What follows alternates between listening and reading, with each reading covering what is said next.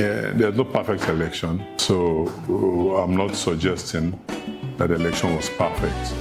So I believe that with what has happened in the election, the good lessons to be learned is that INEC, even though we read of some issues of beavers failure and all of that, we just hope that INEC will keep getting better, learn the lessons, whatever challenges they had from this election, so the other elections will be better. You see?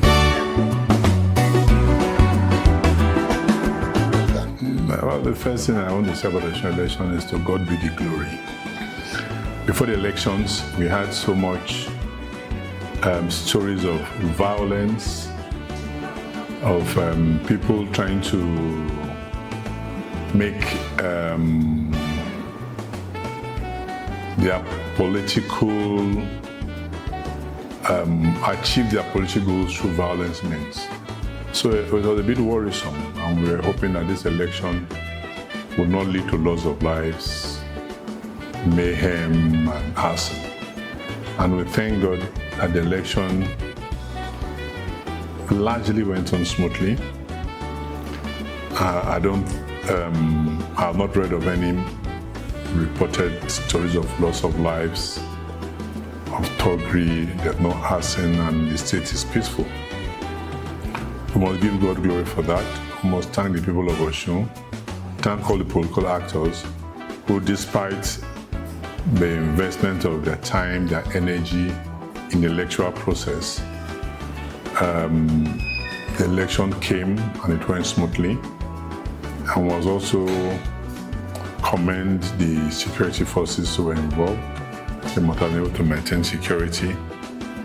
And INEC appears to have done a good job, and we hope that whenever we have elections, that INEC will do better the next one. They have done well now, they should do better the next one, so that our political transitions and election seasons will get better, but that will give more confidence to the people in the democratic process, and it will ensure that the government are formed by the will of the people, that the votes of the people count.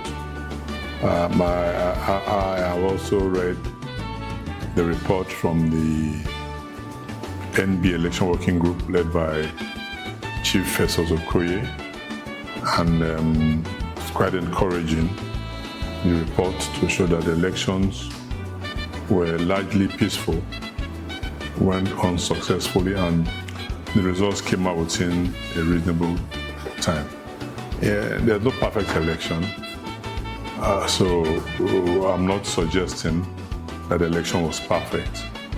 But even in the Electoral Act, there's this issue of substantial compliance, which is an admission in itself that elections cannot be 100%. So I believe that with what has happened in the election, the good lessons to be learned is that INEC, even though we read of some issues of beavers failure and all of that, but largely, and if you look at the figures that came out from Osun election, about almost 1 million people were able to vote. I believe 900 and thereabouts. So it's good. We just hope that INEC will keep getting better, learn the lessons, whatever challenges they had from this election, so the other elections will be better. You see, off-cycle elections are not usually a good barometer for determining national elections. Because in this off-cycle election in Osun, for example, INEC will have taken all their beavers, all their staff. You could have 30 police commissioners. You could have, I don't know how many major generals were there, how many people from the NCDC.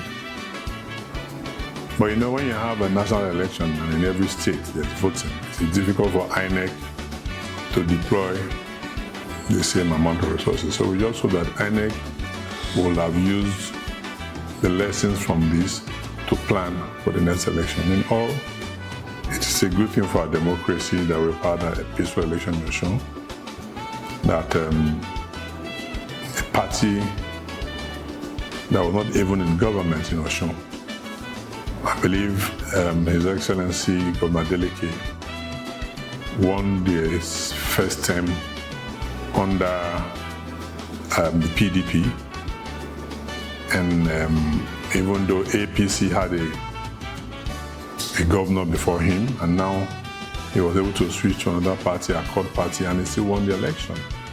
So it also shows that there's a more conducive environment of political tolerance evolving in the country, and we hope that that continues. So Osun, for that, we are grateful. Like I said, most importantly, for a lot of us is the fact that they had a peaceful election.